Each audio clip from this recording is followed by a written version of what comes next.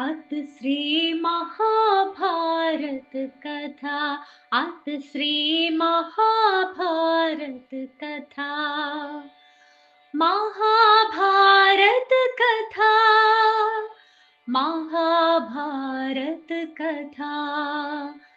कथा है पुरुषार्थ की, स्वार्थ के परमार्थ की, सार्थ की जिसकी बने श्री कृष्ण भारत पार्थ की।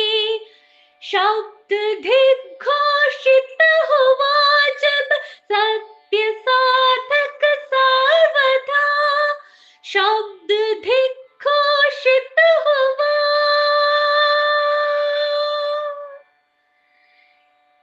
यदा यदा हि धर्मस्य ग्लानिर्भवति भारत, अभ्युत्थानम् अधर्मस्य तदात्मानं सृजाम्यहम् परित्राणाय साधूनां विनाशाय च दुष्कृतां धर्म संस्थापनार्थाय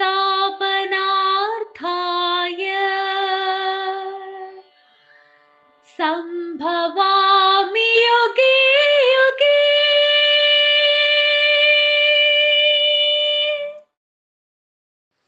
ഓം ഗും ഗുരുഭ്യോ നമഃ. ഓം ഗം ഗണപതേ നമഃ. ഓം സം സരസ്വതേ നമഃ. കൈലാസാദ്രീശകോണീസുരവിടുതടേ സ്ഫാടികേ മണ്ഡപേ സന്മാതങ്കാരാദിപീഠോപരിപരിമാനം സുരവുകേ ജാനുസ്തംഭാമവാഹം മൃഗോരശം ജ്ഞാനമുദ്രം വഹന്തം നാഗോദ്യോദ്യോഗവേഷം ദദമഷിഗണേ ജ്ഞാനമിശാനമീഠേ ഗജാനനം ബോധഗണാസേവിതം കപിത്തജംബൂപലരവക്ഷതമാസുതം ശോകവിനാശകാരണം നമാമി വിഘ്നേശ്വരപാദപങ്കജം. വക്രതുണ്ടമഹാകായ കോടിസൂരസമപ്രഭാ നിർവിഘ്നം കുരു മേ ദേവാ ശിവകാര്യേഷു സർവദാ. യാ കുന്ദേന്ദുതുഷാരഹാർദവളായ ശുഭ്രവസ്ത്രാവൃതായ വീണാവരദണ്ഡമണ്ഡിതകരായ ശ്വേതപത്മാസന യാ ബ്രഹ്മാച്യുതശങ്കരപ്രഭൃതിവൃദേവൈ സദാ പൂജിതാ സാമാംബാ സരസ്വതി ഭഗവതി നിശേഷഡ്യാപക. കൃഷ്ണായ വാസുദേവായ ഹരയേ പരമാത്മനെ പ്രണതക്ലേശനാശായ ഗോവിന്ദായ നമോ നമഃ. എല്ലാവർക്കും നമസ്കാരം. പ്രിയമുള്ളവരെ, മഹാഭാരതത്തിലെ സോമവംശരാജോൽപത്തി എന്നുള്ള ഭാഗമാണ് വിവരിക്കേണ്ടതെന്ന്. എന്താണ് സോമവംശം എന്ന് പറഞ്ഞ ചന്ദ്രവംശം, അതായത് കൗരവന്മാരുടെ ഇതാണ് ചന്ദ്രവംശം. അതുപോലെ തന്നെ ശ്രീരാമൻ്റെ ഇതാണ് സൂര്യവംശ രാജാക്കന്മാരെന്നാണ് അവർ പറയാറ്. മഹാഭാരതത്തിൽ പണ്ടേ പറയുന്നതാണ് സൂര്യവംശം ചന്ദ്രവംശവും. സൂര്യവംശ രാജാവായ ചന്ദ്രവംശത്തിലെ ആദ്യം ശന്തനു മഹാരാജാവിനെ മുതലാണ് നമ്മൾ കേൾക്കുന്നതെങ്കിലും അതിൻ്റെ സ്ഥാപനം അതിനു മുമ്പേ ഉണ്ടായതാണ്. ഭാരതം ഭരിച്ച ഭരത ചക്രവർത്തി, ദുഷ്യന്തൻ്റെയും ശകുന്തളയുടെയും പുത്രനായ ഭരതൻ്റെ ഈ നാട് ഭരിച്ചിരുന്നു. നല്ല രാജാവായിരുന്നു. അദ്ദേഹത്തിൻ്റെ പേരിലാണ് ഭാരതം എന്ന പേര് അറിയപ്പെട്ടിരുന്നത് എന്നാണ് പറയുന്നത്. ഭരത രാജാവിന് സർവസേനായ സുനന്ദയെ വിവാഹം ചെയ്തു. അതിൽ അവന് അഭിമന്യു, നമ്മുടെ അർജുനപുത്രനായ അഭിമന്യുവല്ല, അതിനു മുമ്പ് ഒരു അഭിമന്യു ഉണ്ടായിരുന്നു. അതായത് ദാശാർഹൻ്റെ മകളെ സുവർണയാണ് വിവാഹം ചെയ്തത് അദ്ദേഹം. പിന്നെ സുഹോത്രൻ എന്നുണ്ടായ ഒരു പുത്രനുണ്ടായി. അവിടെ ജയന്തിയാം അക്ഷൈക തനയനവൻ. ഹസ്തിനയാം നരപതി പുത്രനുണ്ടായി വന്നിത് എത്രയും പ്രസിദ്ധനായ ഉത്തമകീർത്തിയോടെ.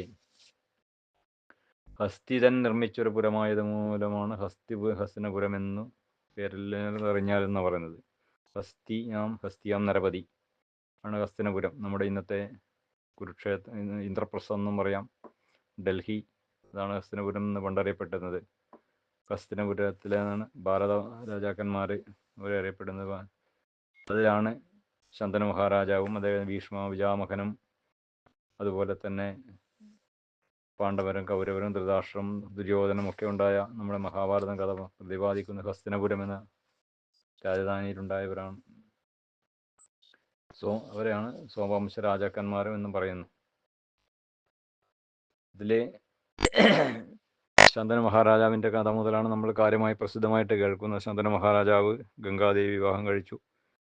ഗംഗാദേവിക്കും അതുപോലെ തന്നെ അഷ്ടവസുക്കൾക്കും ഒരു ശാപമുണ്ടായിരുന്നു, ഭൂമിയിൽ വന്ന് ജനിക്കണമെന്നുള്ളത്.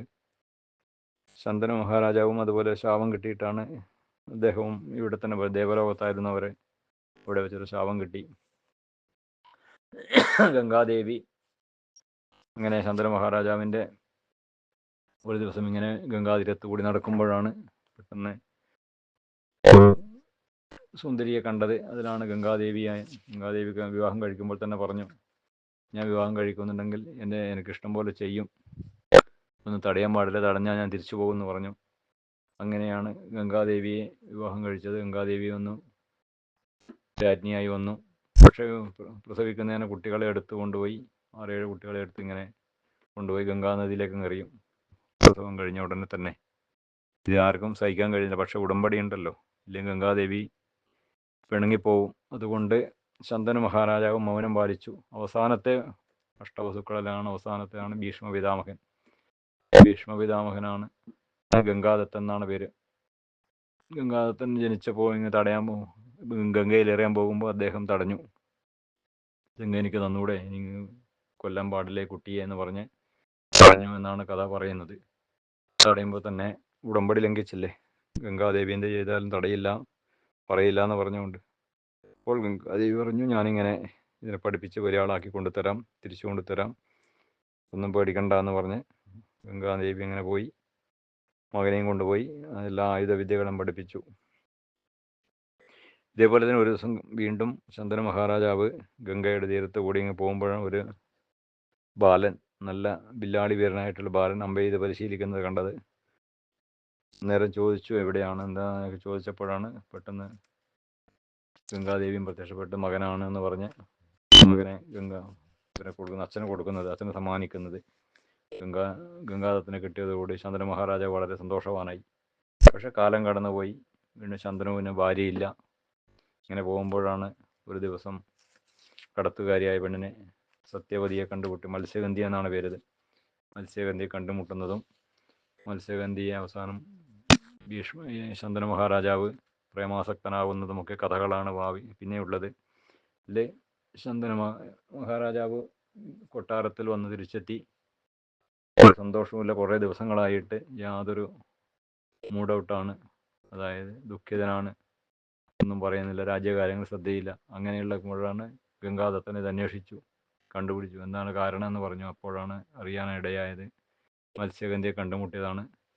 പക്ഷെ മത്സ്യഗന്ധിയെ കല്യാണം കഴിക്കാൻ അദ്ദേഹം പോകുമ്പോൾ പല ഡിമാൻഡുകളുമാണ് അവിടെ അദ്ദേഹത്തിന് മത്സ്യഗന്ധിയുടെ അച്ഛൻ പറഞ്ഞത്. മത്സ്യഗന്ധിയിൽ ഉണ്ടാക്കുന്ന കുട്ടികൾക്ക് രാജ്യം കൊടുക്കണം, ഗംഗാദത്തൻ വിവാഹം കഴിക്കാൻ പാടില്ല, കാരണം ഗംഗാദത്തൻ വിവാഹം കഴിച്ച് അതിൽ മക്കളുണ്ടായിട്ട് പിന്നെ ഇവരോട് യുദ്ധം ചെയ്താലോ, അതുകൊണ്ട് വിവാഹം കഴിക്കാൻ പാടില്ല എന്നൊക്കെ ഡിമാൻഡ്. ഇതൊക്കെ ഒരു പിതാവായ ശന്തന മഹാരാജാവിന് ഇഷ്ടപ്പെടാത്ത കാര്യങ്ങളായിരുന്നു, സഹിക്കാൻ പറ്റാത്ത കാര്യങ്ങളായിരുന്നു. ഇതോടെയാണ് വല്ലാണ്ട് ദുഃഖിതനായിട്ട് വന്നത്. ഈ കാരണം പിതാമഹൻ അറിഞ്ഞു. അദ്ദേഹം നേരിട്ട് മത്സ്യഗന്ധിയുടെ പിതാവിൻ്റെ അടുത്തേക്ക് പോയി ഈ ഉടമ്പടി പറയുന്ന ഡിമാൻഡുകളൊക്കെ അംഗീകരിച്ചു, വ്യവസ്ഥകളൊക്കെ അംഗീകരിച്ചു. ഞാൻ വിവാഹം കഴിക്കില്ല, ഈ രാജ്യത്തിന് കാവൽക്കാരനായി തുടരും, സത്യവതിയിൽ ഉണ്ടാക്കുന്ന മക്കളാണ് രാജ്യം ഉണ്ടാവുക എന്നൊക്കെ പറഞ്ഞു. അതോടുകൂടി എൻ്റെ കന്യകയും കൊണ്ട് വീട്ടിലെ കൊട്ടാരത്തിലേക്ക് വന്ന അച്ഛന് രണ്ടാമത്തെ ഭാര്യയായിട്ട് കൊടുക്കുകയാണ് സത്യവതിയെ, മത്സ്യഗന്ധിയെ. മത്സ്യഗന്ധിയുടെ കഥ വേറെയുണ്ട്. പരാശര മഹർഷിയുടെ ഇതാണ്, പുത്രനാണ് വ്യാസൻ. പരാശര മഹർഷി ഒരു ദിവസം ഈ കടത്തുകാരി പെണ്ണിന് അനുരക്തനാവുകയും അതിലിങ്ങനെ മകനുണ്ടായി, അതാണ് വേദവ്യാസ മഹർഷി. അങ്ങനെയൊക്കെ കഥകൾ നീണ്ടുപോകും. മഹാഭാരതത്തിൽ എത്ര കഥകൾ പറഞ്ഞാലും നമുക്ക് തീരില്ല. തുടർന്നുള്ള വിചിത്രവീരനും ചിത്രാംഗതനും ഒക്കെ ഉണ്ടായതും, അങ്ങനെ ശന്തന മഹാരാജാവിന് മക്കളുണ്ടായതും അവർ പെട്ടെന്ന് മരണപ്പെട്ടതും, പിന്നെ ഭീഷ്മർക്ക് ഇങ്ങനെ ഗംഗാദേവി ഇതിൽ മക്കളുണ്ടാകുന്ന അവരുടെ ഭാര്യമാരുടെ മക്കളുണ്ടാകുന്നതൊക്കെയുള്ള കഥകളാണ് തുടർന്നുള്ളത്. ഇതൊക്കെ എല്ലാവർക്കും അറിയുന്ന കാര്യമാണ്. വിസ്താര ഭയം കൊണ്ട് കൂടുതൽ വിസ്തരിക്കുന്നില്ല. തുടർന്നുള്ള ഭാഗങ്ങളിലും ഇത് കേൾക്കാമെന്നുള്ളതാണ്, അതുകൊണ്ട് കൂടുതൽ പറയുന്നില്ല. വിചിത്രവീരൻ, ചിത്രാംഗതനും, പിന്നെ ധൃതരാഷ്ട്ര, പാണ്ഡു, വിതുരൻ എന്നിവരുണ്ടായ മക്കൾ ഓരോരാർക്കും ഓരോ ഇവർക്ക് ഭാര്യമാർക്ക് ഒരു ദാസിക്കും. പിന്നെ ധൃതരാഷ്ട്ര മക്കളാണ് കൗരവന്മാർ, പാണ്ഡുവിൻ്റെ മക്കൾ പാണ്ഡവന്മാർ. തുടർന്നുള്ള കഥകളാണ് അവരുടെ മഹാഭാരതത്തിൽ കാര്യമായിട്ട് പ്രതിപാദിക്കുന്നത്. ഇത് മാത്രം നിർത്തുന്നു. എല്ലാവർക്കും ഭഗവാന്റെ അനുഗ്രഹം ഉണ്ടാവട്ടെ എന്ന് പ്രാർത്ഥിക്കുന്നു.